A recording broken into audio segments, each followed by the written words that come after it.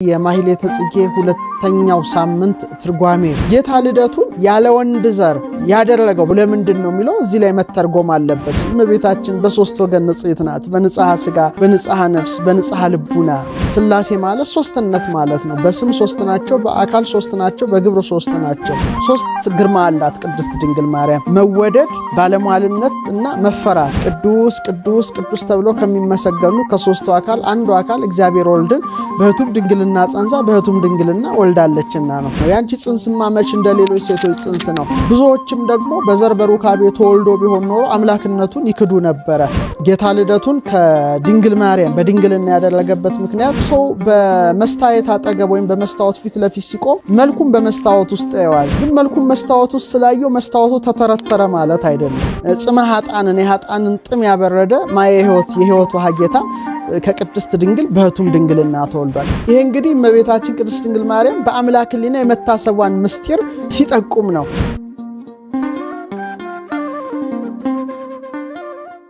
በዛሬው መርሃ ግብራችን ላይ የሁለተኛውን ሳምንት የጥቅምት 7 የማህሌተ ጽጌ የመጀመሪያውን ቀለም ትርጓሜ እነግራቸዋለሁ። በመቀጠል ሁለተኛውን የጥቅምት 7 የሁለተኛው ሳምንት የማህሌተ ጽጌ ቀለም እንዲህ ይላል። ተፈሥሒ ድንግል ዘይታምሪ ብእሴ ዘጸገይኪ ለነ አሐደ እምነ ሥላሴ እንዘ ትዘብጥ ከበሮ ቅድመ ይላፈ ኤፍሬም ወምናሴ ለተአምርኪ ትነግር ውዳሴ ማርያም እህቱ ለሙሴ። ወደ አማርኛ ስንተረጉመው ከሥላሴ አንዱን ያበብሽልን ወንድን የማታውቂ ድንግል ደስ ይበልሽ። በኤፍሬምና በምናሴ ጉባኤ ፊት ከበሮን እየመታች የሙሴ እህት ማርያም ለተአምርሽ ምስጋናን ትናገራለች ይላል። አባ ጽጌ ብርሃን ወይም አባ ጽጌ ድንግል ከአባ ገብረ ማርያም ዝለ ብርሃን ታጋራ በመሆን ይሄ ምስጋና የደረሱላት። ይሄ ሁለተኛው ሳምንት የሚደርስበት ምክንያት ወርሃዊ ሥላሴ በዓል ስለሆነ ዘጸገይኪ ለነ አሐደ እምነ ሥላሴ ከሶስቱ አካል አንዱ አካል እግዚአብሔር ወልድን የወለድሽልን የሚል ነክ ነውና በእለቱ ይሄ ይቆማል ማለት ነው እንጂ ዝም ብሎ የሚቆም አይደለም። ስለዚህ ከሥላሴ አንዱን ያስገኘሽልን ማለት ቅዱስ ቅዱስ ቅዱስ ተብሎ ከሚመሰገኑ ከሶስቱ አካል አንዱ አካል እግዚአብሔር ወልድን በህቱም ድንግልና ጸንሳ በህቱም ድንግልና ወልዳለችና ነው። ሥላሴ ማለት ሶስትነት ማለት ነው። በስም ሶስት ናቸው፣ በአካል ሶስት ናቸው፣ በግብር ሶስት ናቸው። በስም አብ ወልድ መንፈስ ቅዱስ ይባላሉ። በአካል ለአብ ፍጹም አካል ፍጹም ገጽ ፍጹም መልክ አለው። ለወልድም ፍጹም አካል ፍጹም ገጽ ፍጹም መልክ አለው። ለመንፈስ ቅዱስም ፍጹም አካል ፍጹም ገጽ ፍጹም መልክ አለው። የግብር ሶስትነታቸውን አብ ወላዲ አስራጺ ነው፣ ወልድን ወልዷል፣ መንፈስ ቅዱስን አስርጿል። ወልድ ተወላዲ ነው፣ ቅድመ ዓለም ከአብ ያለ እናት ተወልዷል። መንፈስ ቅዱስ ሰራጺ ነው፣ ቅድመ ዓለም ከአብ ሰርጿል። ይህ እንግዲህ የሶስትነታቸው ነው። በአንድነታቸው ግን በእግዚአብሔርነት፣ በአምላክነት፣ በፈጣሪነት፣ በመንግስት፣ በአገዛዝ፣ በስልጣን፣ በእበይ፣ በክብር፣ በኃይል ይህም በመሳሰለ ሁሉ አንድ ናቸውና ዘጸገይኪ ለነ አሐደ እምነ ሥላሴ ቅዱስ ቅዱስ ቅዱስ ተብሎ ከሚመሰገኑ ከሶስቱ አካል አንዱ አካል እግዚአብሔር ወልድ 5500 ዘመን ሲፈጸም ከቅድስት ድንግል ማርያም ከስጋዋ ስጋን ከነፍሷ ነፍስን ነስቶ ተወልዷልና ከሶስቱ አካል አንዱ አካል ወይም ከሥላሴ አንዱን በህቱም ድንግልና ጸንሳ በህቱም ድንግልና የወለደች በመሆኗ ዘጸገይኪ ለነ አሐደ እምነ ሥላሴ ከሥላሴ አንዱን አካል ያስገኘሽልን በማለት አባ ጽጌ ድንግል ያነሳል። ይህም ከቅዱስ ገብርኤል ሰላምታ በመነሳት ነው። ቅድስት ድንግል ማርያም ቅዱስ ገብርኤልን እንዲህ አለችው። ወንድን ሳላውቅ እንዴት ይሆናል አለችው በብስራት ጊዜ። መልአኩም መልሶ እንዲህ አላት፣ መንፈስ ቅዱስ ባንቺ ላይ ይመጣል፣ የልዑልም ኃይል ይጸልልሻል፣ ካንቺም የሚወለደው ቅዱስ የእግዚአብሔር ልጅ ይባላል ይላታል። ስለዚህ ሶስቱን አካል አንስቷል። መንፈስ ቅዱስ ብሎ መንፈስ ቅዱስን አነሳ። የልዑል ኃይል ይጸልልሻል፣ ካንቺ የሚወለደው ቅዱስ የእግዚአብሔር ልጅ ይባላል በማለት እያንዳንዱን አካላት በምስጢር አንስቷልና ከዚህ ተነስቶ ከሥላሴ አንዱን አካል እግዚአብሔር ወልድን በድንግልና ጸንሳ በድንግልና መውለዷን ተናገረ። ዘይታምሪ ብእሴ ወንድን የማታውቂ ድንግል ማለቱ ወንድን ስለማውላቂ እንዴት ይሆናል ብላ ቅዱስ ገብርኤልን ከተናገረችው ሰላምታ በመነሳት ነው። ያንቺ ጽንስማ መች እንደሌሎች ሴቶች ጽንስ ነው። መንፈስ ቅዱስ ይመጽእ ላዕሌኪ መንፈስ ቅዱስ ባንቺ ላይ ይመጣል፣ ወኃይለ ልዑል ይጼልለኪ የልዑልም ኃይል ይጋርድሻል ብሎ ቅዱስ ገብርኤል አብስሯታልና ከዚህ ተነስቶ ይሄን ተናገረ። ጌታ ልደቱን እንበለ ዘርአ ብእሲ ያለ ወንድ ዘር ያደረገው በግብረ መንፈስ ቅዱስ ያደረገው ለምንድን ነው የሚለው እዚህ ላይ መተርጎም አለበት። ምክንያቱም ዘኢተአምሪ ብእሲ ወንድን የማታውቂ በማለት አባ ጽጌ ብርሃን አንስቷልና ይሄውም ቀዳማዊ ልደቱን ለመግለጽ ነው። 5500 ዘመን ሲፈጸም ከቅድስት ድንግል ማርያም ያለ አባት መወለዱ ቅድመ ዓለም ከአብ ያለ እናት መወለዱን ያስረዳልና ብለው ሊቃውንት ይተረጉሙታል። ያለ ወንድ ዘር መወለዱ ምን ያመለክታል ይላል ሊቁ? ቅድመ ዓለም ከአብ ያለ እናት መወለዱን ያስረዳል። ድህረ ዓለም 5500 ዘመን ሲፈጽም ከቅድስት ድንግል ማርያም ያለ አባት መወለዱ በማለት ምስጢሩን ይጠቁመዋል። ሁለተኛ ደግሞ ጌታችን ልደቱን በዘር በሩካቤ ያላደረገው እንበለ ዘር ያለ ዘር እንበለ ሩካቤ ያለ ሩካቤ ያደረገበት ምክንያት የባህሪ አምላክ መሆኑን ለማስረዳት ነው። ሩቅ ብእሲ ቢሆን ኖሮ በዘር በሩካቤ ይወለድ ነበረ። ብዙዎችም ደግሞ በዘር በሩካቤ ተወልዶ ቢሆን ኖሮ አምላክነቱን ይክዱ ነበረ። እሱ ግን ያለ ዘር ያለ ሩካቤ በመወለድ የባህሪ አምላክ መሆኑን ገልጿል። ድንግል ብሎ ያነሳታል። በድንግልና መውለዷን ሊቁ ሲጠቁም ነው። ጌታ ልደቱን በዘር በሩካቤ አላደረገም። እንደገና ደግሞ ፍጹም ድንግል ከሆነች ነው የተወለደው። በህቱም ድንግልና ተጸንሶ በህቱም ድንግልና ተወለደ። ለምን ይሄን አደረገ ቢባል ትንቢት ተነግሯል። ምሳሌ ያለው ምስጢርም ነው። ትንቢቱ በኢሳይያስ መጽሐፍ በተለይ በትንቢተ ኢሳይያስ ምዕራፍ 7 ቁጥር 14 ላይ እነሆ ድንግል ትጸንሳለች ወንድ ልጅም ትወልዳለች ስሙንም አማኑኤል ትለዋለች ብሎ ድንግል በድንግልና ጸንሳ በድንግልና መውለዷን ታላቁ ነቢይ ኢሳይያስ መስክሯልና በድንግል ማህፀን አድሯል፣ በህቱም ድንግልና ተወልዷል። ይሄ እንግዲህ አንደኛው ነው። በተለይ ደግሞ መልአኩ ቅዱስ ገብርኤልም የቅድስት ድንግል ማርያም አምላክን በድንግልና በግብረ መንፈስ ቅዱስ ጸንሳ የመውለዷ ምስጢር ለረቀቀበት ለአረጋዊ ዮሴፍ በህልሙ ተገልጾ ምን ነበር ያለው? ልጅም ትወልዳለች እርሱ ሕዝቡን ከኃጢአታቸው ያድናቸዋል ስሙንም ኢየሱስ ትለዋለህ። በነቢይ ከጌታ ዘንድ እነሆ ድንግል ትጸንሳለች ልጅም ትወልዳለች ስሙንም አማኑኤል ይሉታል የተባለው ይፈጸም ዘንድ ይህ ሁሉ ሆኗል። ትርጓሜውም እግዚአብሔር ከኛ ጋር የሚል ነው በማለት የኢሳይያስ ትንቢት ፍጻሜ ያገኘ መሆኑን ያው መልአኩ ለዮሴፍ ነግሮታል። ማቴዎስ 1:21-25 ላይ ቅድስት ድንግልን ፍጹም ድንግል እንደነበረች ኢሳይያስ እንደገና ከቅዱስ ገብርኤል በተጨማሪ ሉቃስም ወንጌላዊ በምዕራፍ 1 ቁጥር 28 ላይ ምን አለ? በስድስተኛው ወር መልአኩ ገብርኤል ድንግል ወደ ነበረችው ወደ እመቤታችን መላኩን ገልጿል። ስለዚህ ጌታ ልደቱን ከድንግል ማርያም በድንግልና ያደረገበት ምክንያት ትንቢቱን ለመፈጸም መሆኑን ማወቅ ያስፈልጋል። ልክ እንደ ኢሳይያስ ሕዝቅኤልም በህቱም ድንግልና ጸንሳ በህቱም ድንግልና የመውለዷ ነገር ተገልጦለት በምዕራፍ 44 ላይ እንዲህ ይላል ከቁጥር 1-2 ወደ ምስራቅም ወደሚመለከተው በስተውጭ ወዳለ ወደ መቅደስ በር አመጣኝ ተዘግቶም ነበረ። እግዚአብሔርም ይህ በር ተዘግቶ ይኖራል እንጂ አይከፈትም ሰውም አይገባበትም የእስራኤል አምላክ እግዚአብሔር ገብቶበታልና ተዘግቶ ይኖራል በማለት እንግዲህ የቅድስት ድንግል ማርያምን ዘላለማዊ ድንግልና በትንቢት ተናገረ። ይሄው መቅደስ የቅድስት ድንግል ማርያም ምሳሌ ነው። በር የድንግልናዋ ምሳሌ ነው። መቆለፊያው የማኅተመ ድንግልናዋ ምሳሌ ነው። አምላክ እንግዲህ የእስራኤል አምላክ ሳይከፍታት ገብቶ ሳይከፍታት ሲወጣ ማየቱ ያለ ዘር ያለ ሩካቤ በህቱም ድንግልና ተጸንሶ በህቱም ድንግልና መወለዱን ሲያስረዳ ነው። አይከፈትም ሰውም አይገባበትም የእስራኤል አምላክ እግዚአብሔር ገብቶበታልና ተዘግቶ ይኖራል ብሎ መናገሩ 9 ወር ከ5 ቀን በማህፀኗ የተሸከመችው እናቱ ቅድስት ድንግል ማርያም ማኅተመ ድንግልናዋ የማይለወጥ ዘላለማዊ ድንግል መሆኗን ያው ሲገልጽለት ነው። እንግዲህ እነዚህ ሁሉ የትንቢት ኃይለ ቃሎች ናቸው። ትንቢት ብቻ ሳይሆን ምሳሌም አስመስሏል አስቀድሞ። ይሄው የአዳም ከታተመሽ ምድር ድንግል ምድር መገኘቱ ራሱ አንዱ ነው። ይሄው በኦሪት ዘፍጥረት ምዕራፍ 2:7 ላይ አዳም ከቀዳማዊ አዳም ከምድር አፈር እግዚአብሔር እንዴት እንዳበጀው ይጽፋል። እንግዲህ እቺ ድንግል ምድር ያልታረሰች ያልተቆፈረች ዘር ያልወደቀባት አዳም የተገኘባት ህትምት ድንግል ምድር አምሳልና በዕለተ ዓርብ ቀዳማዊ አዳም ያለ ዘር ያለ ግንኙነት ከታተመሽ ድንግል ምድር እንደተገኘ ሁሉ ከቅድስት ድንግል ማርያምም ዳግማይ አዳም ወይም ሁለተኛው አዳም የተባለ እርሱ ያለ ዘር ያለ ሩካቤ በህቱም ድንግልና ተጸንሶ በህቱም ድንግልና ተወልዷል። ያቺ ድንግል የሆነች ምድር አዳም የተገኘባት ምድር የሁላችን አባት አዳምን እንዳስገኘች ሁሉ ቅድስት ድንግል ማርያምም የሁላችን ፈጣሪ ክርስቶስን በህቱም ድንግልና ወልዳለች።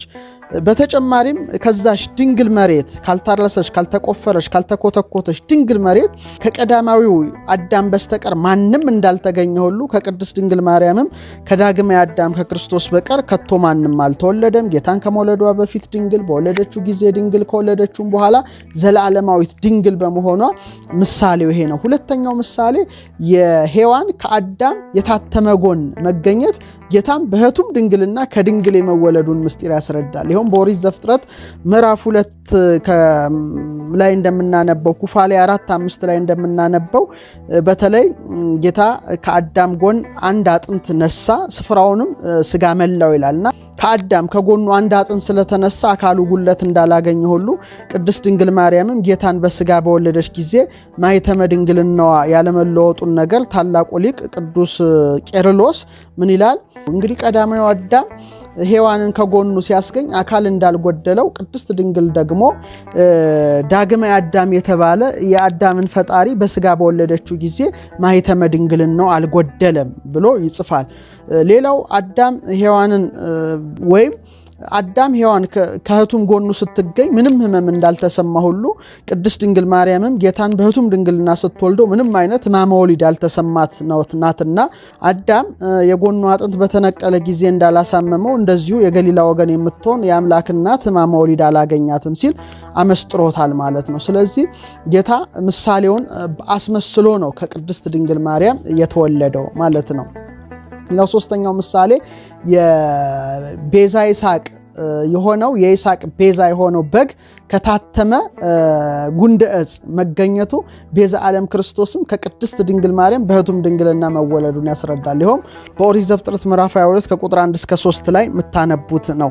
ይህ በግ እንግዲህ ከታተመ ዕፀ ሳቤቅ ተገኝቶ ለይስሐቅ መድኃኒት ሆኖ በሞሪያ ተራራ እንደተሰዋ ሁሉ የዓለምን ኃጢአት የሚያስወግድ በገ ወልደ እግዚአብሔርም እመበግ ነባቢ ከተባለች ከቅድስት ድንግል ማርያም በህቱም ድንግልና ተወልዶ የዓለም ቤዛ ሆኖ በቀራንዮ ተራራ በመስቀል ላይ ተሰውቷልና እንግዲህ ምሳሌውን አስቀድሞ አስመስሏል ማለት ነው። አራተኛው የእስራኤልን ጥም ያበረደ ውሃ ከታተመ አለት የመገኘቱ ረቂቅ ምስጢር ነው።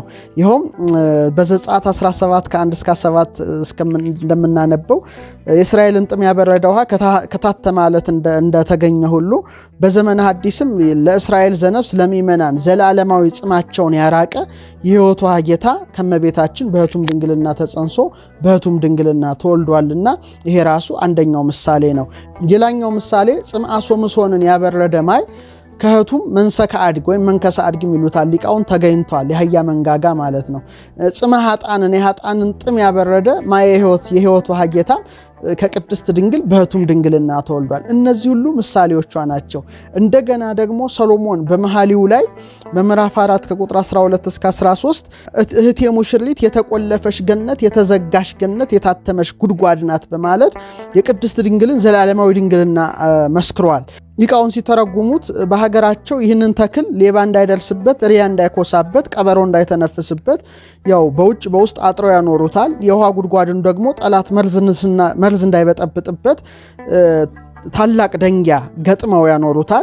እውነተኛውን ሕይወት ፍሬ ኢየሱስ ክርስቶስን ያገኘንባት የአትክልት ስፍራ ወይም ገነት የተባለች ቅድስት ድንግል ማርያምና እውነተኛው የሕይወት ውሃ ኢየሱስ ክርስቶስ የፈለቀባት ቅድስት ድንግል ማርያም የታተመች የተቆለፈች የታጠረች መሆኗን ማለትም ዘላለማዊት ድንግል ቅድመ ጸኒስ ቅድመ ወሊድ ጊዜ ጸኒስ ጊዜ ወሊድ ድህረ ጸኒስ ድህረ ወሊድ ዘላለማዊት ድንግል መሆኗን መስክሯልና ተፈስሒ ድንግል በማለት አባ ጽጌ ድንግል እዚህ ላይ ያወድሳታል ማለት ነው። ሌላው ደግሞ የሚገርመው ምስጢር የኢሳይያስ ነው። ኢሳይያስ በተለይ በምዕራፍ 29 ከቁጥር 11 እስከ 12 ምን ይላል? ራእዩም ሁሉ እንደታተመ መጽሐፍ ቃል ሆኖባችኋልና ማንበብን ለሚያውቅ ይህን አንብብ ብለው በሰጡት ጊዜ እርሱ ማንበብ ታትሟልና ማንበብ አልችልም ይላቸዋል። ደግሞ መጽሐፉን ማንበብ ለማያውቅ ይህን አንብብ ብለው በሰጡት ጊዜ እርሱ ማንበብ አላውቅም ይላቸዋል በማለት እንግዲህ ላዋቂውም ላላዋቂውም ጭንቅ ስለሆነችው ስለታተመች ምስጢራዊት መጽሐፍ ኢሳይያስ ተናግሯል። እንግዲህ እቺ መጽሐፍ ኢሳይያስ የተናገረላት ቃል የተጻፈባት መጽሐፍ ወይም ደብዳቤ ማንም የማይከፍታት ገልጦ ሊያነባት የሚችል ፈጽሞ የሌለ የታተመች እንደሆነች ሁሉ አካላዊ ቃል ክርስቶስን በማህፀኗ የተሸከመች ቅድስት ድንግል ማርያም ማንም ሊደርስባት ሊቀርባት የማይችል ቅድመ ጸኒስ ቅድመ ወሊድ ጊዜ ጸኒስ ጊዜ ወሊድ ድህረ ጸኒስ ድህረ ወሊድ ዘላለማዊት ድንግል መሆኗን በእውነት ከኢሳይያስ ትንቢት ላይ እናነባለን ማለት ነው። እና እነዚህ ሁሉ ምሳሌዎች ቀድሞ ስለተገለጡ በእውነት በህቱም ድንግልና ተጸንሶ ከህቱም ድንግልና ተፈትሆ ከሌላት ከቅድስት ድንግል ልደቱን አድርጎታል ማለት ነው። ሌላው በጣም ከመጽሐፍ ቅዱስ አምሳላት በተጨማሪ የዘላለማዊ ድንግልናዋን ነገር የሚያሳውቁ የሊቃውንት ምሳሌያት አሉ።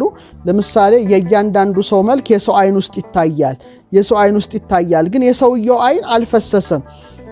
ሁለተኛው ሰው በመስታወት አጠገብ ወይም በመስታወት ፊት ለፊት ሲቆም መልኩን በመስታወት ውስጥ ያያል፣ ግን መልኩን መስታወት ውስጥ ስላየው መስታወቱ ተተረተረ ማለት አይደለም። ሶስተኛ መስታወቱ ተገጥሟል፣ ግን የፀሐይ ጨረር በመስታወቱ ውስጥ ዘልቅ አልፋ ቤት ውስጥ ታበራለች፣ ግን መስታወቱ አልተተረተረም አልተሰነጠቀም። አራተኛ ስራ ስንሰራ ላብ ከግንባራችን ከሰውነታችን ወዝ ይፈሳል፣ ግን ሰውነታችን አልተሰነጠቀም አልተተረተረም ወይም አልተቀደደም ወይም አልተሸነቆረም።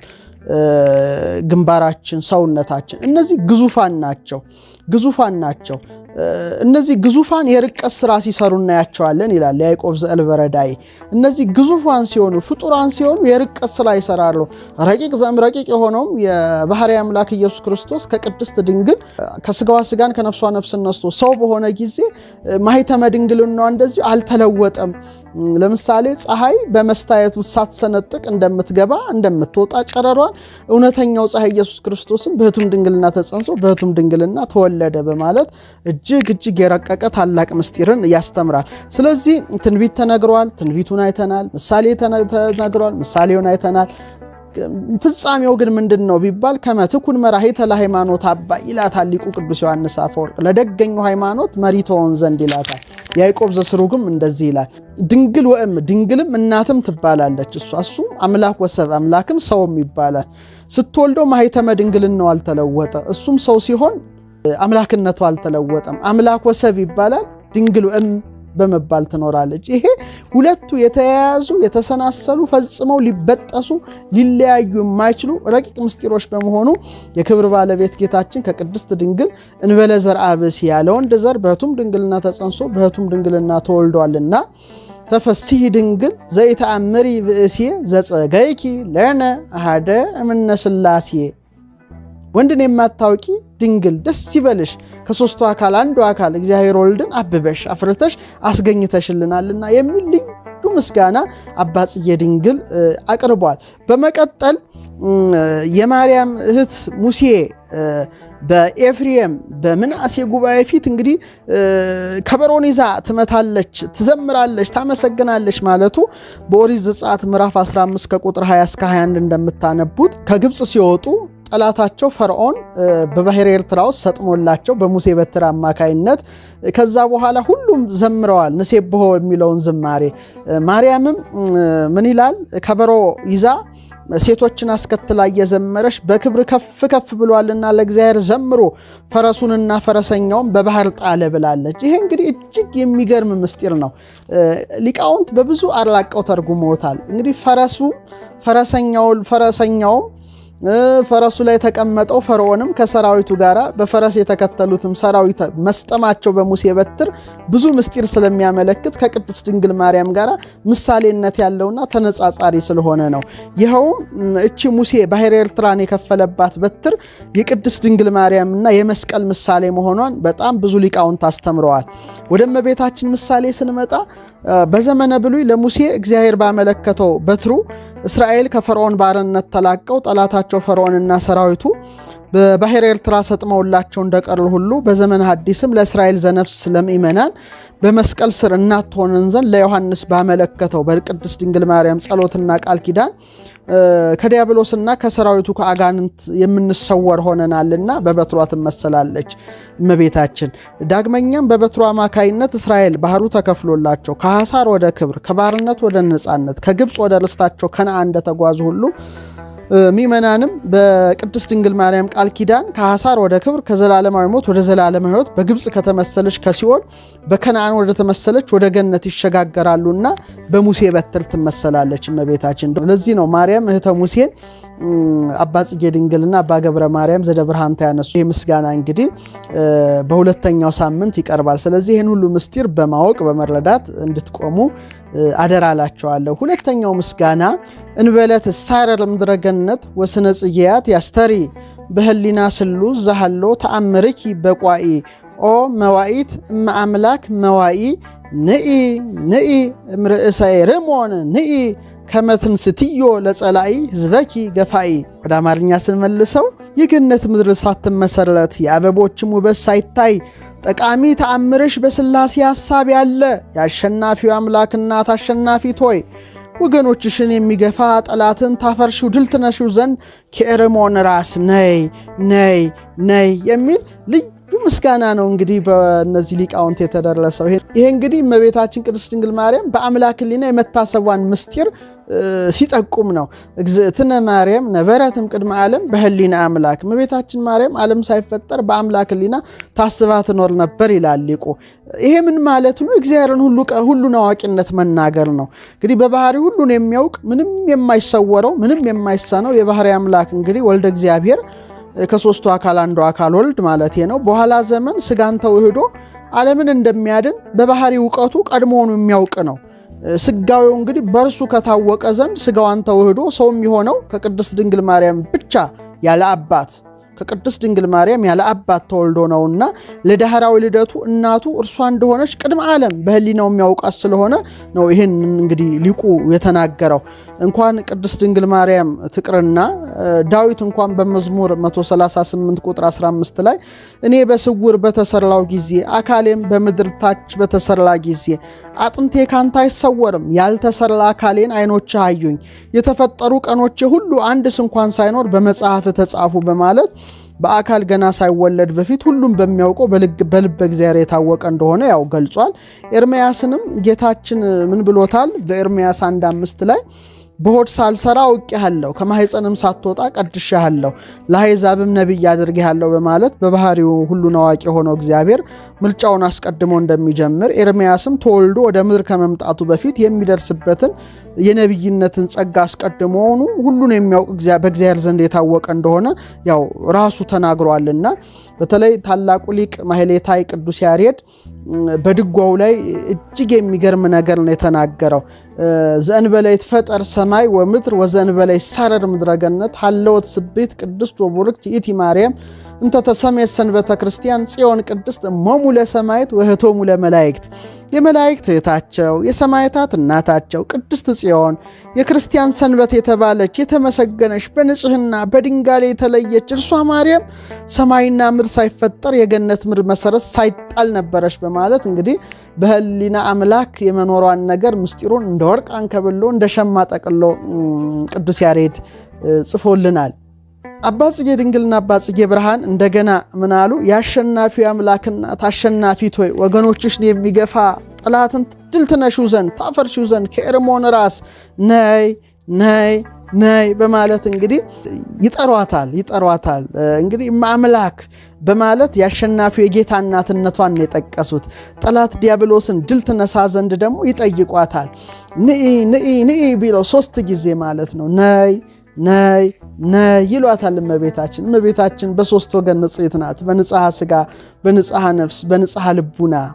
ሌላው ደግሞ ማኅደረ ስሉስ ቅዱስ ናት። 3 ጊዜ ነይ ነይ ነይ እያሉ ለአጽኖ ምስክር በሁለትም በሶስትም ይጸናልና ነይ ነይ ነይ ይሏታል። በዚህ ዓለም በገነት በመንግስተ ሰማያት ያሉ ጻድቃን ሰማዕታት የሚያመሰግኗት በመሆኑ ነይ ነይ ነይ እያሉ እመቤታችን በረድኤት እንድትመጣ እነዚህ ሊቃውንት ይማጸናሉ ማለት ነው። 3 ግርማ አላት ቅድስት ድንግል ማርያም መወደድ፣ ባለሟልነት እና መፈራት። ባለሟልነት በእግዚአብሔር ዘንድ ነው ቅዱስ ገብርኤል እንደመሰከረ ማርያም በእግዚአብሔር ፊት ባለሟልነትን አግኝተሻል ሞገስን አግኝተሻልና እንዳለ መወደድ ደግሞ በመላእክት ዘንድ ትወደዳለች ቅዱስ ገብርኤል መጥቶ ጸጋን የተመላሽ ደስተኛይቱ ሆይ ደስ ይበልሽ እግዚአብሔር ካንቺ ጋር ነው ከሴቶች ተለይተሽ አንቺ ቡርክት ነሽ ማርያም በእግዚአብሔር ፊት ሞገስን አግኝተሻል እያለ አክብሮ እንደተናገራት ባለሟልነትን በእግዚአብሔር ዘንድ እንዳላት ደግሞ መወደድ በመላእክት ዘንድ አላት መወደድ በቅዱሳን ዘንድ አላት በተለይ ኤልሳቤጥን እንመልከታት ገና ጽንሱ በማህፀን ያለው ጽንስ ሰላምቷን ሲሰማ በደስታ እንደዘለለ ኤልሳቤጥም አንደበቷን ከፍ አድርጋ የጌታዬ እናቱ ወደኔ ትመጪ ዘንድ እኔ ምንድነኝ እንዳለች ቅድስት ድንግልም በቅዱስ ገብርኤልና በቅድስት ኤልሳቤጥ ብቻ ተመስግኜ ተወድጄ አልቀርም ትውልድ ሁሉ ያመሰግኑኛል ስትል ነው ከዛሬ ጀምሮ ትውልድ ሁሉ ብጽዕት ይሉኛል ብላ ተናግራለችና ቅድስት ድንግል ማርያም እንግዲህ የመወደድ ባለሟልነት አላት የመፈራት ባለሟልነት ግን በአጋንንት ዘንድ በጣም ትፈራለች ስለዚህ ይሄን ጠላትን ታፈርሺው ዘንድ ምክሩን ታፈርሺው ዘንድ ነይ ስትመጪ ግን ከኤርሞን ራስ ነይ ይላሉ ይሄንንም ጠቢቡ ሰሎሞን በተለይ በመሐሊው ላይ መካነ ልደቷ ቦታ ሊባኖስ ተራራ ኤርሞን እንደሆነ ተገልጦለት ምን ይላል ንኢም ሊባኖስ መርአት ንኢም ሊባኖስ እያለ ሙሽራይት ሆይ ከሊባኖስ ከኔ ጋር ነይ ከአማና ራስ ከሳኔር ከኤርሞን ራስ ከአንበሶች መኖሪያ ከነብሮችም ተራራ ተመልከች በማለት ያው ትንቢት እንደተናገረ ሙሽሪት ቅድስት ድንግል ማርያም በሊባኖስ ተራራ ተወልዳ ትንቢቱ ፍጻሜውን አግኝተዋልና ያሸናፊ አምላክ እናት የባህሪ አምላክ የጌታ እናት ልጇ የባህሪ አምላክ ነውና አሸናፊት ሆይ ወገኖችሽን የሚገፋ ጠላት ዲያብሎስን ታፈርሺው ዘንድ ከኤርሞን ራስ ነይ በማለት እንግዲህ ሊቃውንቱ ሁለቱ ሊቃውንት አባ ጽጌ ብርሃንና አባ ገብረ ማርያም ዘደብርሃንታ ቅድስት ድንግልን ያወድሷታል ማለት ነው ሶስተኛውና አራተኛው እንዘ ተሐቅፍዮ ለሕፃንኪ ጽጌ ጻዳ ወቀይህ አመቤተ መቅደስ ቦይኪ በዕለተ ተአምር ወንጽ ነይ ርግቤ ተናዝዝን ይምላህ ወኒ ሰናይቲ ምስለ ገብርኤል ፍሱህ ወሚካኤል ከማኪ ርህሩህ የሚለው እንግዲህ ነጭም ቀይም አበባ ልጅሽን ታቀፈሽ ወደ ቤተ መቅደስ በገባሽ ጊዜ ርግበ ኖህ ርግበ ዳዊት ርግበ ሰሎሞን ቅድስት ድንግል በተአምራትና በንጽህና ዕለት በገባሽ ጊዜ ከሐዘኔ ከለቅሶ ታረጋጊኝ ዘንድ ነይ ወኒ ሰናይቲ ምስለ ገብርኤል ፍሱህ ስትመጪ ግን መልካም ማየ ስትመጪ ደስተኛውን ገብርኤልና ወሚካኤል ከማኪ ርህሩህ እንዳንቺ ርህሩህ የሆነው ሚካኤልን አስከትለሽ ነው የሚለው ትርጓሜ መስከረም 30 በክፍል 1 ላይ ስለተተረጎመ እዛ ላይ ሄዳችሁ እንድሰሙት ትርጓሜውን እንድታደምጡት አደራላለው ከዛ ደግሞ አጥንትን ከሚያለመልመው ያሬዳዊ ዝማሬ ጋራ ምስጢሩን አዋሃዳችሁ እንግዲህ በመንፈስ ከፍ ብላችሁ ከምስጢሩ ጋር ዘልቃችሁ በእመቤታችን በቅድስት ድንግል ማርያም ፍቅርና ጣዕመ ፍቅር ሆናችሁ ማህሌቷ እንድትቆሙ ያው መልእክቴን በማስተላለፍ የሁለተኛውን ሳምንት የጥቅምት 7ቱን ትርጓሜ በዚህ ፈጽማለሁ ሰላም እግዚአብሔር ከሁላችን ጋር ይሁን